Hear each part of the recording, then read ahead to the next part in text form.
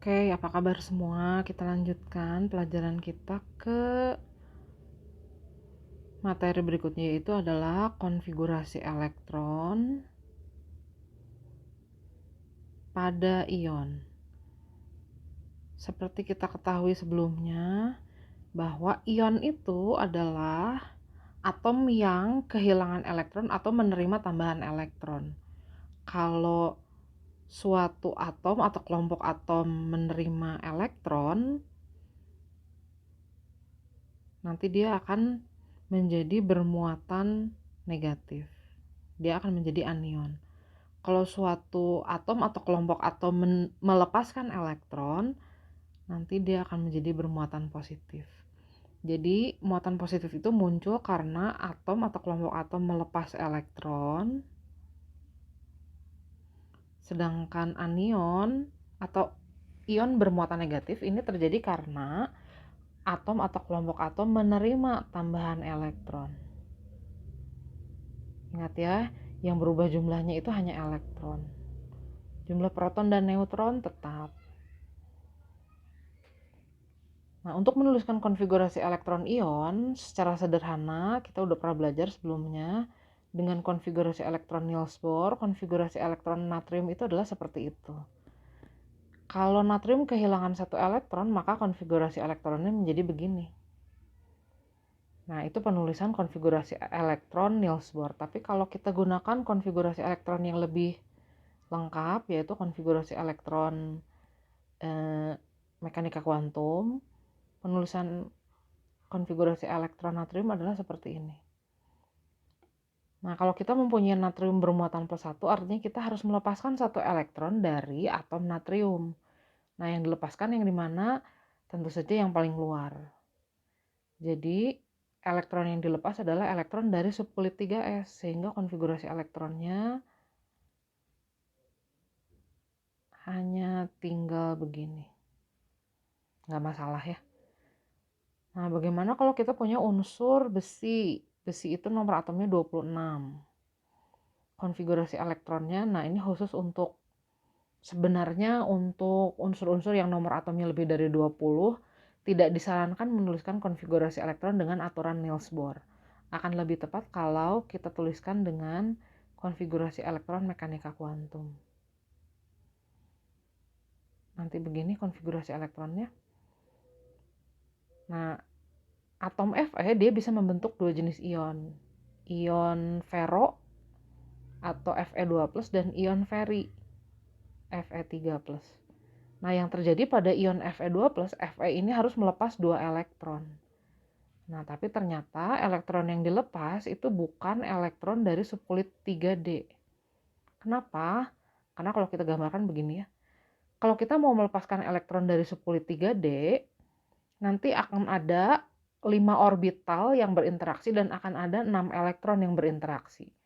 Tentu untuk melepaskan 2 elektron dari situ akan lebih susah atau dibutuhkan energi yang lebih tinggi daripada jika kita melepaskan elektron dari subkulit 4s terlebih dahulu. Karena di sini hanya ada satu orbital dan 2 elektron yang saling berinteraksi. Jadi pada ion Fe2+, ternyata elektron yang dilepas adalah elektron dari subkulit 4s.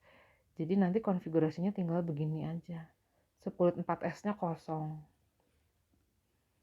Nah, bagaimana dengan ion F3+?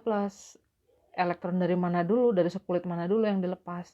Ini juga sama, elektron yang dilepas dulu adalah elektron dari subkulit 4s.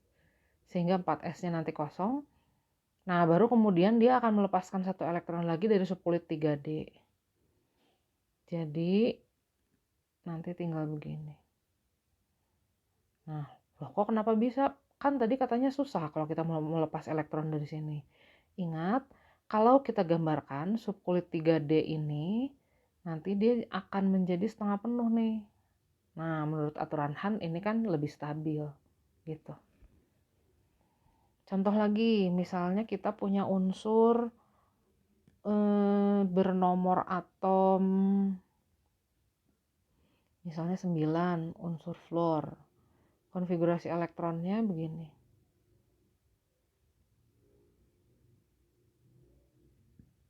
Nah, kalau dia membentuk anion, min itu artinya menerima satu elektron, apa yang terjadi? nanti F ini akan menerima satu elektron. Nah, elektron tambahannya itu nanti akan masuk ke mana? Tentu kalau di sini logikanya dia nggak akan bisa masuk ke subkulit sebelumnya karena memang sudah penuh. Subkulit 1s dan 2s kan udah penuh. Jadi satu elektron tambahannya itu akan menempati subkulit yang masih kosong. Sehingga konfigurasi elektron F- menjadi 1s2, 2s2, 2p6. Agak sedikit beda ya. Untuk anion gini aturannya. Kalau untuk kation kita harus memperhatikan elektron yang dilepas itu harus dari subkulit dengan jumlah orbital paling sedikit. Jadi tadi subkulit 4s lebih mudah melepaskan elektron dibandingkan subkulit 3D. Saya kasih contoh satu lagi ya. Untuk anion, misalkan kita punya unsur sulfur nomor atomnya 16. Konfigurasi elektronnya begini.